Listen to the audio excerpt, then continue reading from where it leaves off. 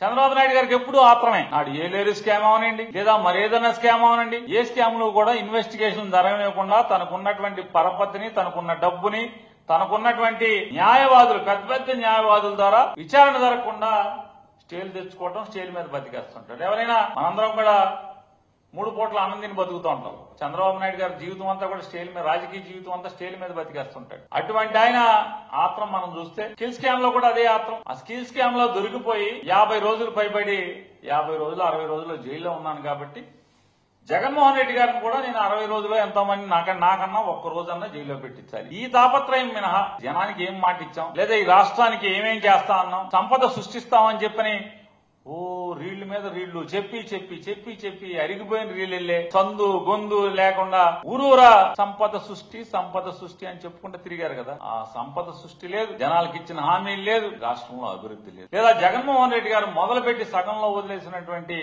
అభివృద్ధిని కొనసాగించడం లేదు, అన్ని ఆపేయటం, అమ్మేయటం. ఈ ఆత్రంలోనే ఆయన ఐఏఎస్ అధికారులు అయ్యా స్కిల్ డెవలప్మెంట్ లో విద్యార్థులకు ఎంతమందికి విద్య నైపుణ్యత నేర్పించారో నేర్పించిన లెక్కలను బట్టి మాత్రమే బిల్లులు చెల్లించాలి అని చెప్పి పదే ఫైల్లో రాసినా కూడా అంటే స్కిల్ డెవలప్మెంట్ అనేది ఎంత చిన్న వ్యవస్థ.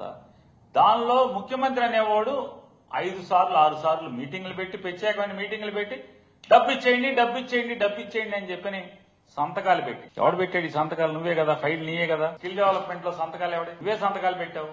పేమెంట్ ఇచ్చేయమని చెప్పి వాళ్ళు చెప్తున్నారు, అయ్యా ఇది ఇంతవరకు ఎక్కడ సెంటర్లు ఓపెన్ చేయలేదు, పిల్లలకి ఎక్కడ నైపుణ్యం ఇంకా నేర్పించలేదు, ఎంతమందికి నేర్పించారనే లెక్కలు కూడా మన దగ్గర లేవు కదా.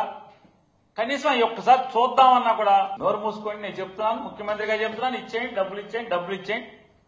క్లియర్ గా ఆఫీసర్లు అందరూ రాశారు. ఈ పద్ధతులు ఆచరించాల్సినప్పటికీ రాష్ట్ర అధినేత అయిన ముఖ్యమంత్రి గారి ఆదేశం మేరకు డబ్బు చెల్లించేస్తున్నామని చెప్పని చెల్లించేశారు. ఇది దొరికావు. అప్పుడు అంతే కదా, ఆత్రమారి పెళ్లి కొడుకు ఏదో చేశాడన్న సామెతగా అతను ఎవరినో బ్యాగులు ఇచ్చి పంపించావు. మొత్తం సినిమాల్లో దొరికిపోయారు మీరు.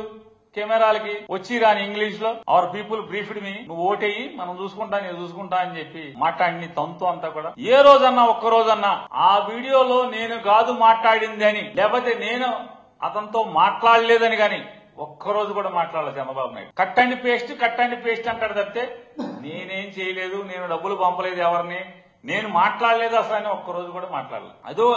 అదే ఆత్రం అయితే ఈ స్కిల్ డెవలప్మెంట్ ఆత్రం. ఇటువంటి తప్పులు చేసి పాపాలు చేసి దొరికింది చంద్రబాబు నాయుడు. ఈ లిక్కర్ కేసులో ఎక్కడన్నా జగన్మోహన్ రెడ్డి గారి సంతకం, లేదా ధనంజయ రెడ్డి గారి సంతకం, లేదా ఓఎస్డీ కృష్ణమోహన్ రెడ్డి గారి సంతకాలు, లేదా ఇలా చేయండి వ్యాపారం అనే ఆదేశాలు ఇస్తూ ఎక్కడన్నా రాతపూర్వకమైన ఆదేశాలు ఎక్కడ ఉన్నాయా? పోనీ ఏ అధికారైనా ఇలా తప్పు జరిగిందని చెప్పని ఎవడని చెప్పాడా?